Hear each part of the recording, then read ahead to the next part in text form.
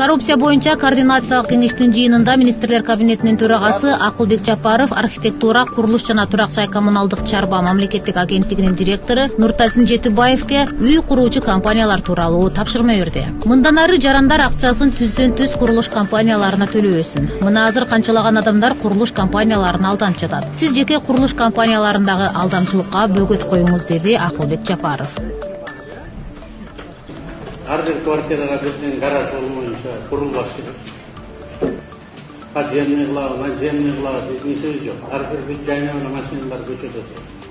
Туура балдар ойнойт турган площадка менен 40-60 ушу бир жума 2 жуманын ичинде өкмөткө алып келип бекитип, ушуну ишке ашырып, бүгүнтөн баштап көчө көзүнө болуп турган өзүнчө укук коргоо органдары менен териштирип алат. Бул биринчиси. Экинчиси, мындан ары түздөн-түз жарандар курулуш компанияларына акча төлөбөсүн. Депозитке банкка салсын. Квартирасы бүткөндө курулуш компаниясы кредит алып банктан куруп бүтүп, ключун бергенде, оформленный документтерин кишиге бергенде, анан ушу депозиттен акчасы курулуш компанияга которулат.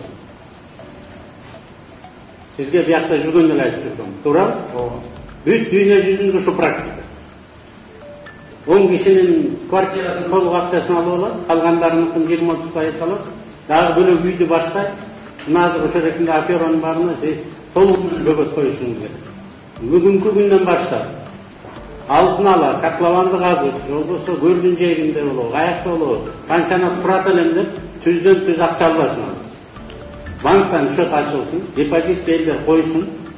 Курулуп бүткөндөн кийин кызыл китебин алып, үйүнө киргенден кийин депозиттен акча бер жакка которулат. Түшүндүңүз да?